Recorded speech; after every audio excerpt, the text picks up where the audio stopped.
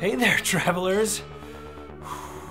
I'm trying to train to get big muscles like this week's animal, the wombat.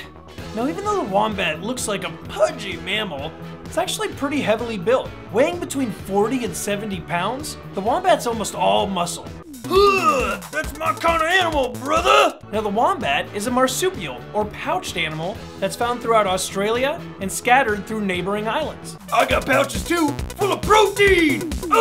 Like other marsupials, the wombat gives birth to a tiny, underdeveloped fetus that'll crawl up into a pouch located on the mommy's belly. A wombat baby stays in its mother's pouch for about 5 months before emerging. I don't want to leave your pouch, Mom! 5 more months, please! Even after it leaves the pouch, a young animal might crawl back in to nurse or even hide.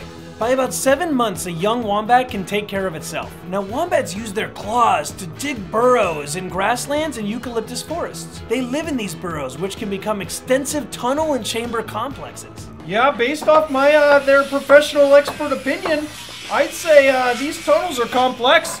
The common wombat is solitary and inhabits the burrow all by itself, while other species may be more social and live in large burrow groups known as colonies. Now, wombats are nocturnal and emerge at night to feed on grasses, roots, and bark. The wombat has rodent-like incisors that never stop growing and get gnawed down on tougher vegetation. Now, however, in cold periods, they might be seen out during the day, grazing or basking in the sun. They graze between 3 to 8 hours a night. Yeah, wombat, you gotta keep that calorie count up, brother! So I got lucky enough to hold a little wombat, and they're so darn cute. Just look at those little tooters! And the wombat looks pretty cute too. Now, something awfully strange about the wombat is that it's known for its distinctive cube-shaped dung, or poops.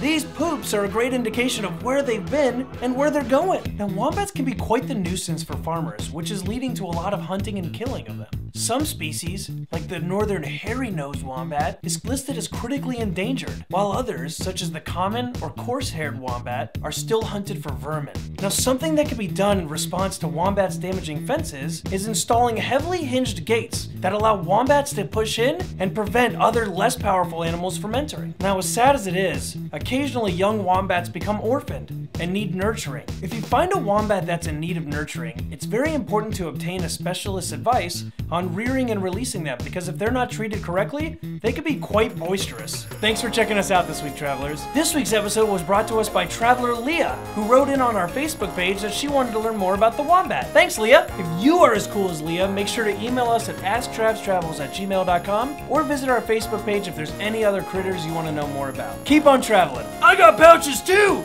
Full of protein! I need more energy out of your protein, man. Doesn't sound like you have protein. Doesn't sound like I got protein, brother! I'm full of protein!